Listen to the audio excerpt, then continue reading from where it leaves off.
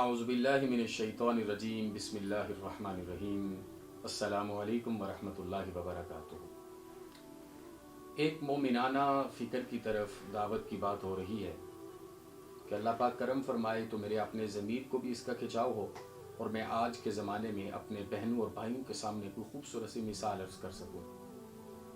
जैसे मैंने पहले आपकी खिदमत में गुजारिश की थी, वैसे ही आज एक चीज़ आपके सामने रखूँ एक मिसाल के साथ कि पुराने दौर की एक बात बयान की जाती है और मैं जब भी इसे पढ़ता हूँ तो मुझे यकीन कीजिए कि जब हम बीमार हो जाते हैं तो हम अल्लाह के सामने बिल्कुल बच्चे की तरह हाजिर हो जाते हैं।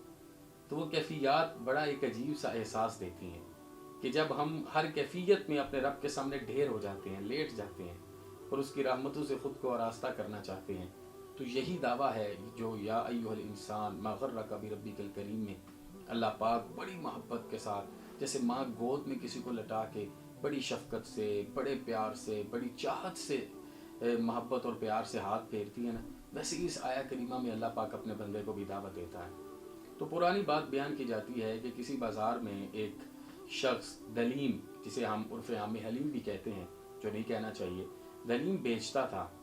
तो उसकी कैफियत ये होती थी कि उसकी दुकान पर अगर उसे कुछ नज़र आते ना ऐसे बंदे के सफ़ेद पोश हैं, चेहरे देख के पता चल जाता है कि कौन मांगने वाला है और कौन हकदार है। इन चीज़ों का चेहरे देख के पता चल जाता है। तो उसे जब ये नज़र आता कि ऐसा एक सफ़ेद पोश मेरी दुकान पर आया, तो वो जितने भी पैसे उसे पकड़ाता वो बगैर गिने अपने डिब्बे में, अपनी तिजोरी में डाल देता। और ये उसकी ज़िंदगी भर की आदत थी, ये उसकी हमेशा की रूटीन रही।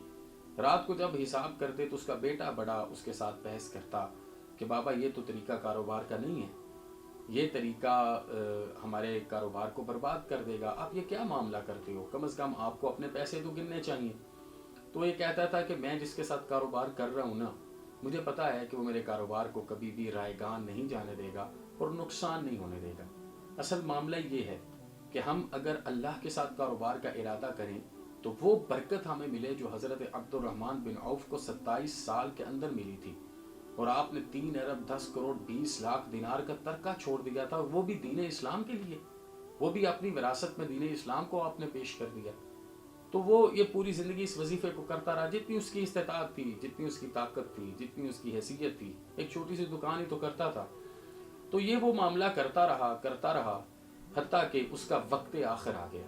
ये वक्त आखिर बड़ा सख्त है मेरी बहनों, मेरे भाइयों, मेरे बुज़ुर्गों, मेरी माओ, इससे बचना मुमकिन नहीं है, किसी के लिए भी मुमकिन नहीं है। हाँ, ये चीज़ हमें बड़ा खुश करती है कि सरकार दो आलमी सल्लल्लाहु अलैहि वसल्लम का दीदार होगा, लेकिन कोई तैयारी भी तो होगी तो दीदार होगा ना। तो छोटी छोटी चीज़ें अल्लाह को बड़ी पसंद आ जाती हैं। मुझे ये जुमला जिस तक मैं आपको लाना चाहता था, इसका ये वन लाइनर लाइफ चेंजर लगता है अगर हम इसको इस मोहब्बत के साथ देखें। तो जब उसका वक्त आखिर आया तो उसने अपने बेटे को बुलाया, कहा मुझे ऐसे लगता है कि अब मेरा दुनिया से जाने का वक्त आया। फिर उसकी आंखों में से आंसू निकले और एक आंसू हल्के हल्के सिरकता हुआ उसकी रुखसार पर टपका और वहां से उसकी रीश को तर करता हुआ उसके दामन तक पहुंचा। तो उसने एक जुमला बोला, उसने कहा मेरे अल्लाह, मैंने सिर्फ तेरी रजा के लिए तेरे बंदू के खोटे भी कबूल किए और थोड़े भी कबूल किए। ये जुमला सोचिएगा आज की रात वो क्या क्या रहा है और कौन सी सौदागरी इतने छोटे से अमल से कर रहा है, कितनी कामयाबी है, कितनी फलाह है, कितना उसका मान है अल्लाह पाक की करीम ज़ात पे।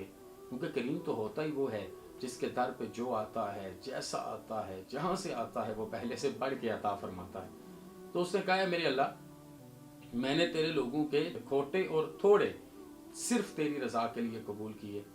मेरे बेशक थोड़े हैं या खोटे हैं, तू भी इन्हें कबूल फरमा ले। तो ये वो इंसान की जहनी सोच है, ये वो इंसान का अपने रब के साथ ताल्लुक़ खातिर है, इसकी कायनात में कोई मिसाल नहीं है। आज जब मैं अपने बाज़ारों को देखता हूँ, मामलात देखता हूँ, अपने अहबाब के तरीक़ाकार देखता हूँ, तो दिल इंतहाई रंजीदा होता है। अपनी ज़ात में कमियाँ ढूंढता हूँ, हज़ार हाँ कमियाँ हैं जो मेरी ज़ात में मौजूद हैं, लेकिन मैं ये चाहता था कि इस प्लेटफॉर्म के ज़रिए मैं आपको ये दावत दे सकूँ, आए अल्लाह और उसके रसूल के साथ अपने उस ताल्लुक़ को कायम करें जो ज़मीन के नीचे भी हमारे काम आए। ये ना हो कि ज़मीन के ऊपर ताल्लुक़ कायम रहे और ज़मीन के नीचे का ताल्लुक़ टूट जाए।